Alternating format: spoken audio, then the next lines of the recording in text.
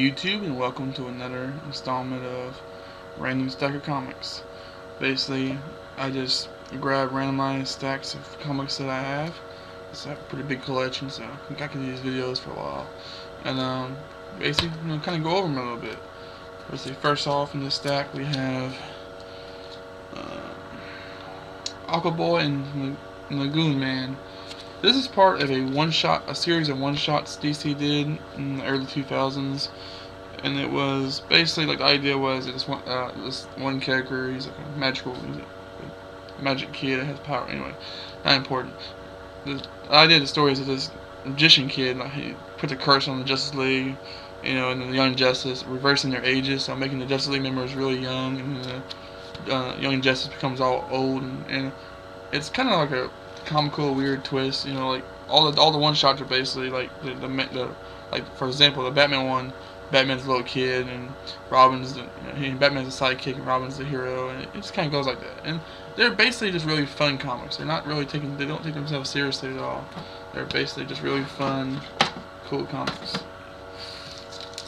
Next up we have Supman, Action Comics 714. This is from the kind of like crappy 90s era of Superman, which I didn't really like, and kind of like the era where Superman has long, wavy hair no one really liked, which reflects in this cover. Actually, this is kind of a cool. I actually like this one though, because it's about the Joker. The Joker comes into Metropolis, starts causing trouble, and Superman has to fight him, and it's actually kind of a cool issue. Like, Joker's got all these weird gimmicks and kind of weird gadgets that he's using against Superman, and yeah, it makes for a fun issue. That's always Joker and Superman have always kind of, the few times they cross paths, they always kind of have really interesting like battles or whatever. They don't really cross paths very often, but when they do, it's usually pretty fun. Okay, this is on Justice League Europe number 11. This is kind of like in the 90s, they started doing all the, or late 80s maybe, when the Justice League kind of broke up and had all these separate groups of Justice Leagues. I really didn't like these runs. They're kind of crappy. Guy Gardner, which is right here in the middle, he got kind of popular in these runs. Like, he was, well, about as popular as they ever did get. I mean, they were kind of cool because they took some characters and made them kind of mainstream, which they weren't before. Like Animal Man, all of a sudden Animal Man was kind of popular. Blue Beetle and Booster Gold have a weird kind of friendship that emerged from this series, which has actually stayed through comic book history. Next up we have Spider-Man Saga number 2. This is part of I think it's part of a 4-issue series. That's basically just like a Spider-Man encyclopedia kind of. It just goes over all the highlights of Spider-Man's history and his great story, his highlight storylines and whatever. This one's part 2, so it kind of goes over. Let's see. This goes over some basic stuff. I think it goes over his Punisher's first appearance, and he has a whole saga when he grows 4 extra arms, and it's kind of normal everyday stuff. Yeah, I know, growing 4 arms is everyday stuff. I know. Web of Spider-Man number 2. This is just part of this is one of those offbeat Spider-Man comics that there was like a million of back in the day. He looks like he's fighting like a group of wing soldier guys. They might be like some vulture henchmen, you never know. I don't really know much about that one. Here we have Legion, Boy's Legion part 1 of 2. This is like, I'm a big Legion fan, so when I saw this I just had to get it because it's an Elseworlds, which is kind of like the DC version of What Ifs. And what it is, it's what if Superman was born in the future, where the Legion's time period, and he became a member of Legion, like kind of like he was in the old days, but instead of time travel, he's actually born into the time period. It's really cool.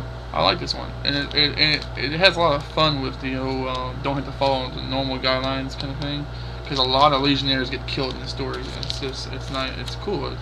There's like, for example, there's a part where Brainiac, I think, gets his hand cut off, and it's just like, man, that's crazy. You wouldn't see that in normal Legion run. Here we have Rise of the Supman, part of that saga, Superman 501. Just your basically generic 90s Supman comic whenever he was dead, and there was like 5 or 6 different Supman wannabes running around.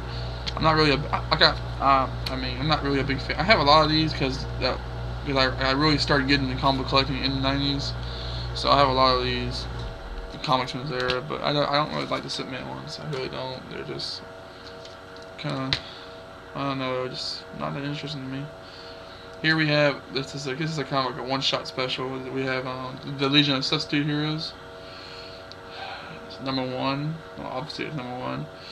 Basically, the Legion of Substitute Heroes was like a team of all, because the Legion of Superheroes would have these tryouts every year in their comic, where they would get new members, and certain people that would try out and they would just fail. It was kind of like American Idol. They would fail miserably. Well, these guys decided to create their own super team to try to like be a backup for the Legion of Superheroes. And it was mostly a comedy comic, because they all have really crappy powers. Like Stone Lad or Stone Boy, like his power is he turns to stone, but he can't move or do anything. He's just a stone. He's just a really, really heavy stone. And then we got Killer Kid, which is probably the crappiest of them all. His power is he can create colors and make rainbows, screams of colors, which has no use. Infection Lass, she can create all kinds of diseases and infect people with them, but she can't really control it, so it ends up just hurting her teammates all the time. Basically, just a fun comic. And this one, they fought against some villain, and they actually end up defeating them just like basically through like accident, really. So, okay, next up we have Metal Men #42. This is this pretty cool old school Bronze Age, or is it Bronze Age? Might be probably Silver Age. Metal Man comic. Metal Man was a kind of a cool concept. They were like a team of like androids made of different various metals. You had mercury, gold, tin, platinum, iron, lead. Anyway, they were basically and it was kind of like a sciencey comic. It was always going over like science facts and element facts. Going for the elements and stuff. It's kind of interesting. Here we have I really like this cover. This cover's got a lot of stuff going on. I like this. Is Sergeant Fury and the Howling Commandos, #59. For those of you who don't know what this is, Nick Fury, the leader of S.H.I.E.L.D. in the Marvel comics, he was originally a small scale character in the Golden Age comics of Marvel. And he was like a war comic. He was like a soldier that had his little team and they fought Nazis and stuff. Not really that interesting, but Marvel decided to, kind of bring that comic series back in the 60s or 70s or whatever, and make a series out of it. So this is #59. Like I said, it's really cool cover, a lot of stuff going on there. Really cool. I might not have enough time to cover everything I want to cover in this video. There we have Dazzle #1.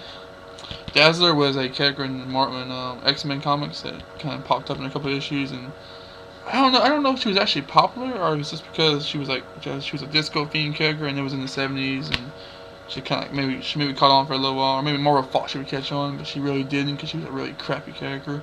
Her power was she could make light, and she could form light or generate light and blind people and stuff. Really crappy power, and she has roller skates on her feet. I mean, how crappy, silly character can you get? What else do we got here? I really want to go over this before I run out of time. We have the Invincible Iron Man #62. This is this really nice classic Iron Man comic from the 60s. I think this is about maybe Whiplash's second appearance, which Whiplash was kind of like he was a big villain of Iron Man. He was the guy in Iron Man 2, and yeah, this is like his second appearance, because Whiplash, when Whiplash first appeared, he was like a pretty badass guy. He actually hurt Iron Man, like tore up his armor, pretty much mutilated the guy. And then in this second appearance, he's still pretty much beating up Iron Man, tearing up Iron Man, But then I think by his third or fourth appearance, Iron Man was eventually able to just kind of take him down, and he just never really was ever the same. The villain just kind of kept getting worse and worse, becoming more of a loser, until he eventually was just not even a threat to Iron Man anymore. But that was back in his glory days, when he was actually a menacing villain. Here we have Vision and Scarlet Witch, #3, part of a maxi series. These two characters, have a relationship, and then go have Avengers. So that's all the time I got, guys. Thank you for watching. Hope you enjoy these videos, and let me know if I start making some more. I mean,